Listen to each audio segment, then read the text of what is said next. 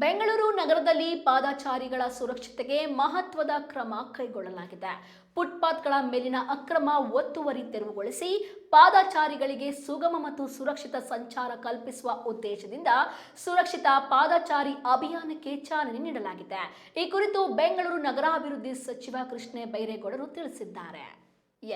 ನಗರದ ವಿವಿಧ ಪ್ರದೇಶಗಳಲ್ಲಿ ಫುಟ್ಪಾತ್ಗಳನ್ನು ಅತಿಕ್ರಮಿಸಿ ವ್ಯಾಪಾರ, ವಾಹನ ನಿಲುಗಡೆ ಹಾಗೂ ಇತರೆ ಚಟುವಟಿಕೆಗಳು ನಡೆಯುತ್ತಿರುವ ಹಿನ್ನೆಲೆಯಲ್ಲಿ ಕಟ್ಟುನಿಟ್ಟಿನ ಕಾರ್ಯಾಚರಣೆಗೆ ಅಧಿಕಾರಿಗಳು ಮುಂದಾಗಿದ್ದಾರೆ. ಸುರಕ್ಷಿತ ಪಾದಚಾರಿ ಅಭಿಯಾನದಡಿ ಫುಟ್ಪಾತ್ಗಳ ಮೇಲಿನ ಒತ್ತುವರಿಯನ್ನು ತೆರವುಗೊಳಿಸಿ ಪಾದಚಾರಿಗಳಿಗೆ ನಿರ್ಬಂಧವಿಲ್ಲದ ಸಂಚಾರಕ್ಕೆ ಅವಕಾಶ ಕಲ್ಪಿಸಲಾಗ್ತಾ ಇದೆ. ಇನ್ನು ಮುಂದೆ ಫುಟ್ಪಾತ್ಗಳು ಪಾದಚಾರಿಗಳಿಗಷ್ಟೇ ಮೀಸಲು. ನಿಯಮ ಉಲ್ಲಂಘಿಸಿ ಫುಟ್ಪಾತ್ಗಳನ್ನು ಅತಿಕ್ರಮಿಸುವವರು ಅಥವಾ ಅನಧಿಕೃತವಾಗಿ ಬಳಸುವವರ ವಿರುದ್ಧ ದಂಡ ಸೇರಿದಂತೆ ಕಾನೂನು ಕ್ರಮ ಕೈಗೊಳ್ಳಲಾಗುತ್ತಿದೆ ಎಂದು ಬೆಂಗಳೂರು ನಗರಾಭಿವೃದ್ಧಿ ಸಚಿವ ಕೃಷ್ಣ ಬೈರೇಗೌಡರು ತಿಳಿಸಿದ್ದಾರೆ. ಫುಟ್ಪಾತ್ ಒತ್ತುವರಿದಾರರಿಗೆ ಜಿಪಿಎ ಡೆಡ್ ಲೈನ್ ಕೊಟ್ಟಿರುವಂಥದ್ದು ನಾಳೆಯೇ ಕೊನೆಯ ಒಂದು ದಿನಾನ ನಿಗದಿಪಡಿಸಿರುವಂಥದ್ದು. ಈಗಾಗಲೇ ಒಂದು ವಾರದ ಹಿಂದನೇ ಶುರು ಮಾಡಿದ್ದಾರೆ. ಏನಪ್ಪಾ ಅಂತ ಅಂದರೆ ಬೀದಿ ಬದಿ ವ್ಯಾಪಾರಸ್ಥರು ಪಾದಚಾರಿಗಳು ಓಡಾಡುವಂತಹ ಜಾಗದಲ್ಲಿ ಏನಾದರೂ ಅಂಗಡಿಗಳನ್ನು ಇಟ್ಕೊಂಡಿರೋದಾಗಿರ್ಬೋದು ಅಥವಾ ವಾಹನಗಳನ್ನು ಪಾರ್ಕಿಂಗ್ ಮಾಡಿರುವಂಥದ್ದಾಗಿರ್ಬೋದು ಅಥವಾ ಫ್ಲೆಕ್ಸ್ಗಳನ್ನು, ಜಾಹೀರಾತುಗಳನ್ನು ಅಂಟಿಸಿರುವಂಥದ್ದು ಏನಾದರೂ ಕಂಡು ಬಂದರೆ ಅದನ್ನು ಆದಷ್ಟು ಬೇಗ ತೆರವುಗೊಳಿಸಿ ಅಂತ ಕೂಡ ಒಂದು ವಾರದ ಹಿಂದೆ ಬೆಂಗಳೂರು ಪ್ರಾಧಿಕಾರದ ಸಚಿವರಾದಂಥ ಕೃಷ್ಣ ಬೈರೇಗೌಡರು ತಿಳಿಸಿರುವಂಥದ್ದು. ಒಂದೇ ಸಮಯ ಡೈರೆಕ್ಟ್ ಆಗಿ ಬಂದ್ಬಿಟ್ಟು ನೀವು ಇದೆಲ್ಲ ತೆಗೆದುಬಿಡಬೇಕು ಅಂತ ಕೂಡ ಅವರು ಯಾವುದೇ ರೀತಿಯಾಗಿ ತಿಳಿಸಿರೋದಿಲ್ಲ. ಮುಂಜಾಗ್ರತವಾಗಿ ಒಂದು ವಾರದ ಮುಂಚೆ ನಿಮಗೆ ಟೈಮ್ ಕೊಟ್ಟಿದ್ದೀವಿ, ಆದಷ್ಟು ಬೇಗ ನೀವು ಇದನ್ನ ಈ ಒಂದು ಯಾರೆಲ್ಲ ಪಾದಚಾರಿಗಳು ಓಡುವಂಥ ಜಾಗದಲ್ಲಿ ನೀವುಗಳು ಯಾರೆಲ್ಲ ಅಂಗಡಿಗಳನ್ನಾಗಿರ್ಬೋದು, ಮುಂಗಟ್ಟುಗಳನ್ನು ಮತ್ತು ಪಾರ್ಕಿಂಗ್ ವ್ಯವಸ್ಥೆಗಳನ್ನು ಯಾರು ಸರಿಯಾದ ರೀತಿಯಾಗಿ ಪಾಲಿಸ್ತಾ ಇಲ್ಲ ಅವರಿಗೆ ಈ ಒಂದು ಖಡಕ್ ಎಚ್ಚರಿಕೆಯನ್ನು ನೀಡಿರುವಂಥದ್ದು. ಇನ್ನು ನಾಳೆಯೇ ಒಂದು ಜೂನ್ 30 ಲಾಸ್ಟ್ ಡೇಟ್ ಕೊಟ್ಟಿರುವಂಥದ್ದು.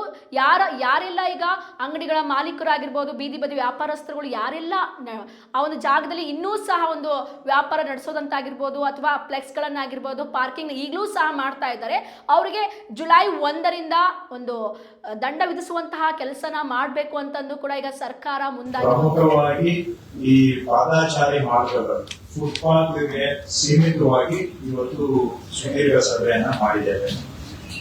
ಇತ್ತೀಚೆಗೆ ನಮಗೆ ಗೊತ್ತಿರೋ ಹಾಗೆ ನಾಡಿನ ಸರ್ವೋಚ್ಚ ನ್ಯಾಯಾಲಯ ಈ ಪಾದಚಾರಿ ಮಾರ್ಗಗಳು ಫುಟ್ಪಾತ್ ಮತ್ತು ಜನಗಳಿಗೆ ನಡಿಗೆ ಫುಟ್ಪಾತ್ ಮೇಲೆ ನಡೆಯೋದು ಒಂದು ಫಂಡಮೆಂಟಲ್ ರೈಟ್, ಮೂಲಭೂತ ಹಕ್ಕು ಅಂತ ಮಾನ್ಯ ಸರ್ವೋಚ್ಚ ನ್ಯಾಯಾಲಯದವರು ಘೋಷಣೆ ಮಾಡಿದ್ದಾರೆ, ಆದೇಶವನ್ನು ಹೊರಡಿಸಿದ್ದಾರೆ ಮತ್ತು ಎಲ್ಲ ರಾಜ್ಯಗಳಿಗೆ ಸೂಚನೆಯನ್ನ ಕೊಟ್ಟಿದ್ದಾರೆ.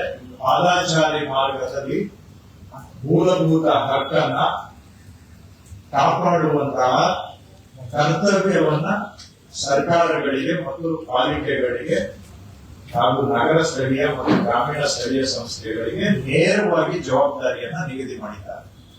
Fix the responsibility. ಇಂಥ ಪ್ರದೇಶಗಳಲ್ಲಿ ಪಾದಚಾರಿಗಳಿಗೆ ನಡೆಯೋರಿಗೆ ಸುಮಾರ್ಗವನ್ನ ಹಾಗೂ ಅದಕ್ಕೆ ಬೇಕಾದಂತಹ ಪೂರಕ ಪರಿಸ್ಥಿತಿ, ಪೂರಕ ಕಂಡೀಷನ್ಸ್ ನಿರ್ಮಾಣ ಮಾಡುವಂತ ಜವಾಬ್ದಾರಿಯನ್ನ ಸ್ಥಳೀಯ ಸಂಸ್ಥೆಗಳ ಮೇಲೆ ಮತ್ತು ಸರ್ಕಾರದ ಮೇಲೆ ನಿಗದಿ ಮಾಡಿದ್ದಾರೆ. ಇದು ಜನಗಳಿಗೆ ಪಾದಚಾರಿ ಮಾರ್ಗವನ್ನ ಸುಮಾರ್ಗವನ್ನಾಗಿ ಮಾಡಿಕೊಡ್ತಕ್ಕಂಥದ್ದು, ಸುರಕ್ಷವಾಗಿ ಪಾದಚಾರಿ ಮಾರ್ಗದಲ್ಲಿ ಓಡಾಡ್ಲಿಕ್ಕೆ ಖಾತರಿಯನ್ನ ಮಾಡೋದಕ್ಕೆ ಹಾಕೊಂಡಿರ್ತಕ್ಕಂಥ ಕಾರ್ಯಕ್ರಮ. ಪೆನಲ್ಟಿನೂ ಕೂಡ ನಾವು ಹಾಕ್ಬೇಕಾಗತ್ತೆ. ನಾನು ಮನವಿ ಮಾಡ್ತಾ ಇದ್ದೇನೆ, ದಯವಿಟ್ಟು ಯಾರ್ಯಾರು ಅಂಗಡಿ ಮುಗ್ಗಟ್ಟುಗಳವರು ಪಾದಚಾರಿ ಮಾರ್ಗವನ್ನ ಒತ್ತುವರಿ ಮಾಡಿದ್ದೀರಾ, ಸುಪ್ರೀಂ ಕೋರ್ಟ್ ನ ತೀರ್ಮಾನಕ್ಕೆ ಗೌರವ ಕೊಟ್ಟು ನಿಮ್ಮ ಒತ್ತುವರಿಯನ್ನ ನೀವೇ ತೆರವು ಮಾಡ್ಕೊಳ್ಳಿ. ನಾವು ಬಂದು ತೆರವು ಮಾಡೋದಕ್ಕೆ ಅನುವು ಮಾಡ್ಕೊಳ್ಬೇಡಿ. ನಾಳೆ ನಾವು ಬಂದ್ವಿ, ಜೆಸಿಬಿ ತಗೊಂಡು ಬಂದು ಕಿತ್ತಾಕಿದ್ರು, ಬೇಕಾಗಿಲ್ಲ. ನಾನು ನಿಮ್ಗೆ ಮನವಿ ಮಾಡ್ತಾ ಇದ್ದೇನೆ, ನಿಮ್ಗೆ ಪ್ರಾರ್ಥನೆ ಮಾಡ್ತಾ ಇದ್ದೇನೆ, ದಯವಿಟ್ಟು ನೀವು ಒತ್ತುವರಿ ಮಾಡಿದ್ರೆ ನೀವೇ ಹಿಂದಕ್ಕೆ ತಗೊಳ್ಳಿ. ಅದ್ರ ಮೇಲೆ ನಾವು ಪೆನಲ್ಟಿಗೂ ಹೆಚ್ಚಿನ ದುಬಾರಿ ಪೆನಲ್ಟಿಯನ್ನು ಹಾಕಬೇಕು ಅಂತ ನಾನು ಸೂಚನೆ ಕೊಟ್ಟಿದ್ದೇನೆ. ನಾನೇ ಕೊಟ್ಟಿದ್ದೆ, ಇದು ನಾನೇ ಸೂಚನೆ ಕೊಟ್ಟಿದ್ದೇನೆ. ಬೇರೆಯವ್ರದ್ದು ಬ್ಲೇಮ್ ಇನ್ನೊಬ್ಬರ ಮೇಲೆ ಹಾಕೋದು ಬೇಡ. ಅಲ್ಲಿವರೆಗೂ ನಿಮ್ಗೆ ಟೈಮ್ ಕೊಡ್ತಾ ಇದ್ದೀನಿ, ಜುಲೈ 1 ತೆರವು ಮಾಡಿ.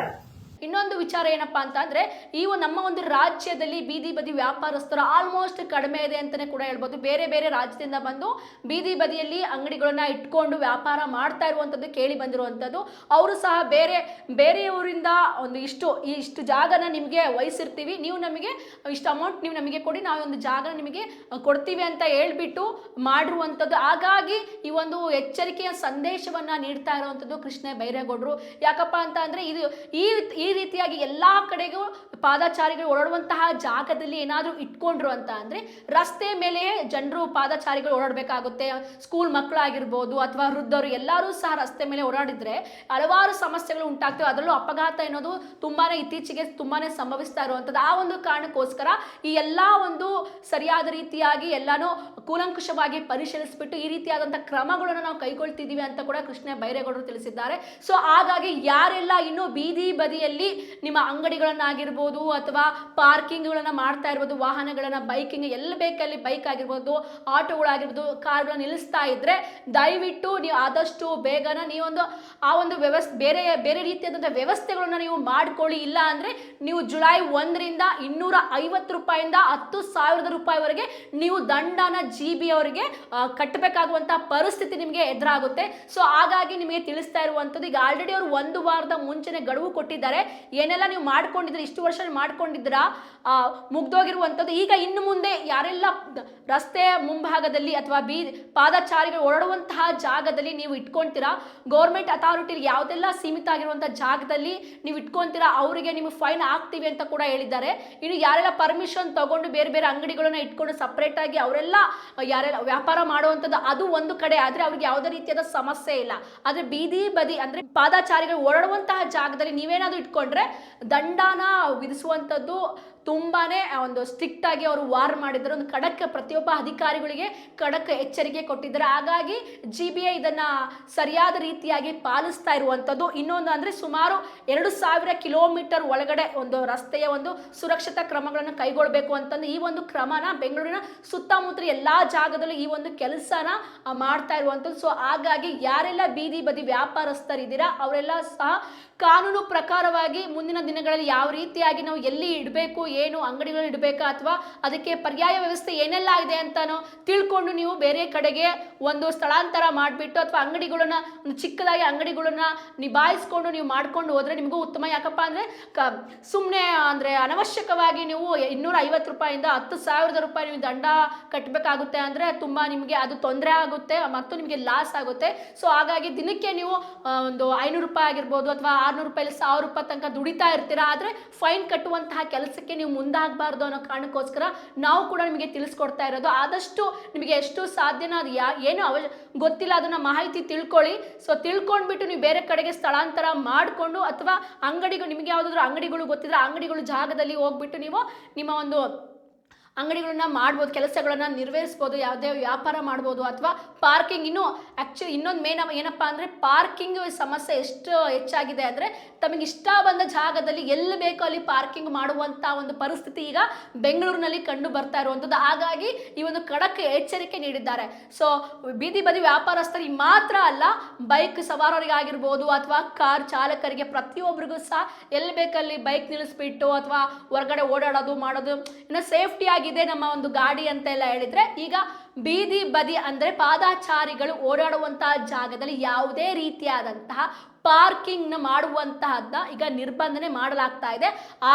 ಅದನ್ನು ಹೊರತುಪಡಿಸಿ ನೀವೇನಾದ್ರೂ ಒಂದು ಪಾರ್ಕಿಂಗ್ ವ್ಯವಸ್ಥೆ ಪಾರ್ಕಿಂಗ್ ಅನ್ನು ಮಾಡಿದ್ರೆ ಸೊ ನೀವು ಕೂಡ ದಂಡನ ವಿಧಿಸಬೇಕಾಗುತ್ತೆ. ಹಾಗಾಗಿ ಪ್ರತಿಯೊಬ್ಬರು ಸಹ ಅಲರ್ಟ್ ಆಗಿ ಇದ್ಬಿಟ್ಟು ಎಲ್ಲಿ ಯಾವೊಂದು ಜಾಗದಲ್ಲಿ ನಿಗದಿಪಡಿಸಿರುವಂತಹ ಜಾಗದಲ್ಲಿ ನೀವು ಕೂಡ ವ್ಯಾಪಾರ ಮಾಡಬಹುದು, ಪಾರ್ಕಿಂಗ್ ವ್ಯವಸ್ಥೆ ಕೂಡ ಇರುತ್ತೆ, ಆ ಒಂದು ಜಾಗದಲ್ಲಿ ಮಾತ್ರ ಮಾಡಿ ಅಂತ ಕೂಡ ಈಗ GB ಅಧಿಕಾರಿಗಳು ತಿಳಿಸಿರುವಂತದ್ದು. ಸೊ ಈಗ ಕೃಷ್ಣ ಬೈರೇಗೌಡರು ಖಡಕ್ ಎಚ್ಚರಿಕೆ ಸಹ ಕೊಟ್ಟಿದ್ದಾರೆ.